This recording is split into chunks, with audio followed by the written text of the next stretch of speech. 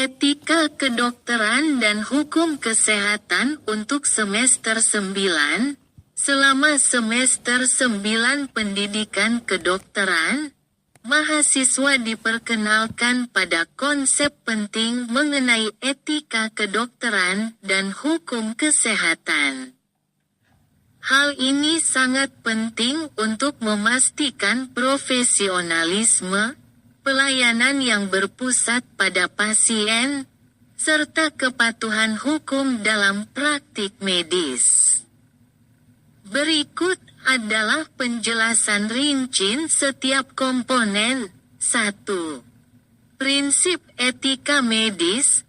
Etika medis didasarkan pada 4 prinsip utama yang menjadi dasar pengambilan keputusan klinis dan interaksi dengan pasien. Prinsip-prinsip ini berfungsi sebagai panduan dalam menghadapi dilema etika di bidang kesehatan. 1.1. 4 prinsip utama. 1. Otonomi definisi. Menghormati hak pasien untuk membuat keputusan berdasarkan informasi mengenai kesehatan mereka sendiri.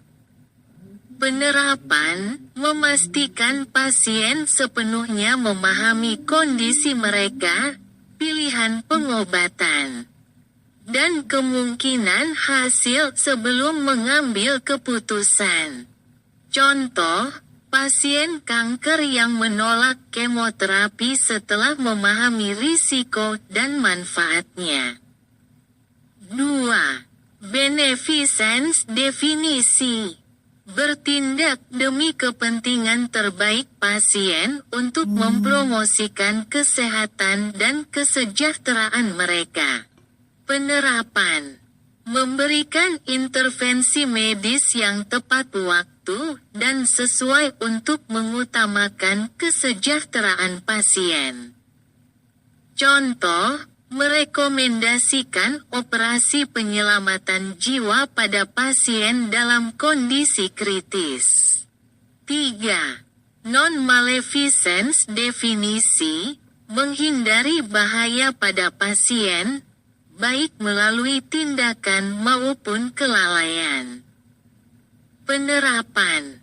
Mempertimbangkan dengan hati-hati risiko dan manfaat dari prosedur medis untuk meminimalkan kemungkinan bahaya.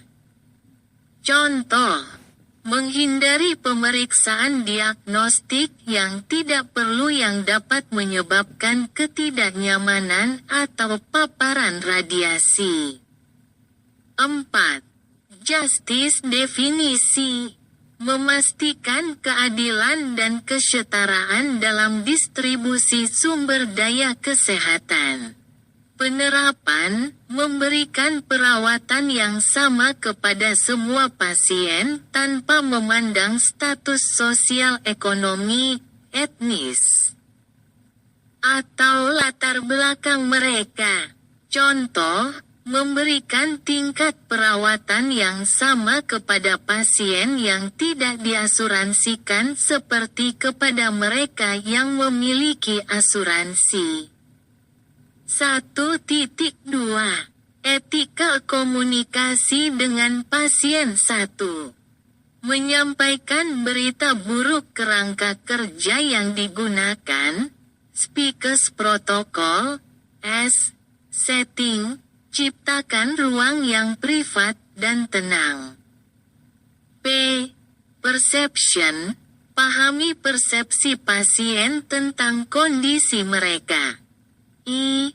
Invitation, tanyakan preferensi pasien dalam menerima informasi.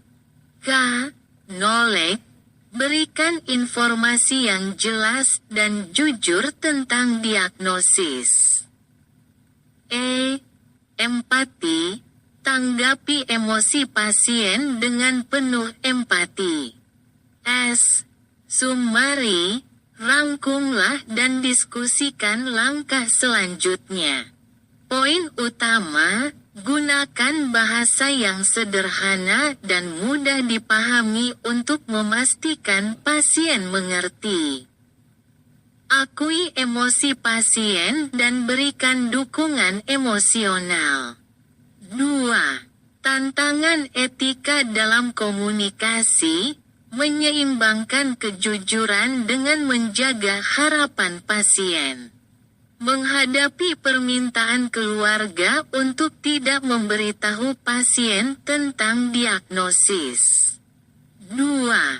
Hukum kesehatan memastikan bahwa tenaga kesehatan bertindak sesuai dengan kerangka hukum sambil melindungi hak dan martabat pasien. 2.1 Pemahaman tentang informed consent dan hak-hak pasien. 1. Informed consent definisi.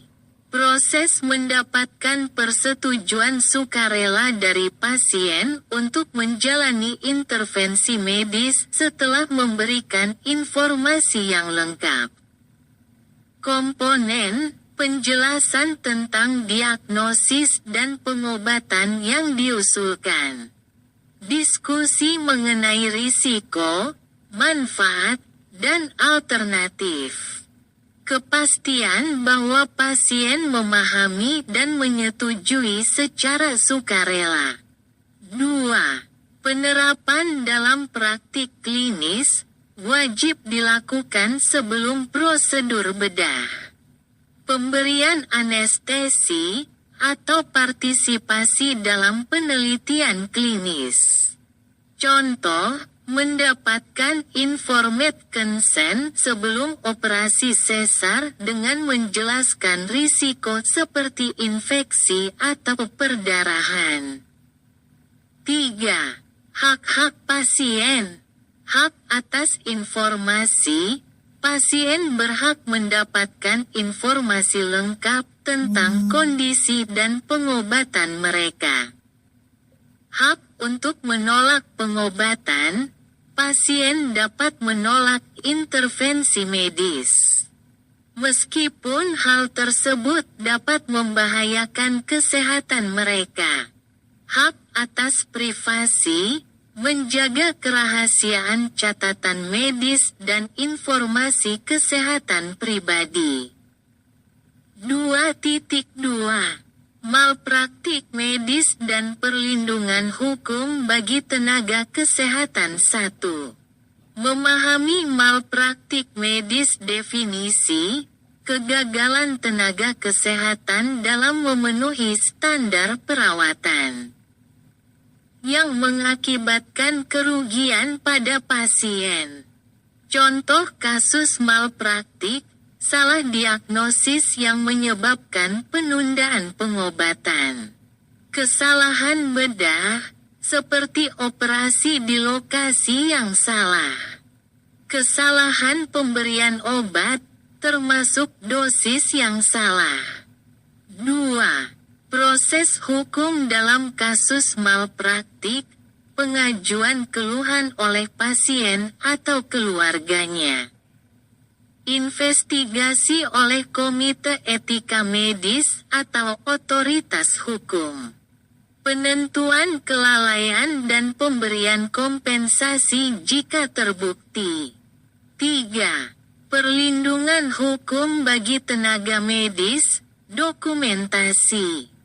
Menjaga catatan medis yang lengkap dan akurat untuk membela keputusan dalam pengadilan. Good Samaritan Law, melindungi tenaga kesehatan yang memberikan pertolongan darurat dengan itikat baik. Asuransi indemnitas profesional, menanggung biaya hukum dan kompensasi dalam gugatan malpraktik. 4.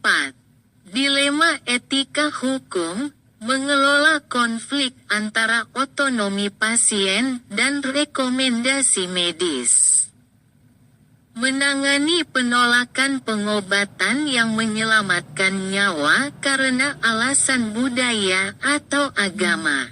Kesimpulan, Pada semester 9, studi tentang etika kedokteran dan hukum kesehatan membekali calon dokter dengan pengetahuan dan keterampilan untuk menghadapi dilema etika dan tanggung jawab hukum dalam praktik klinis.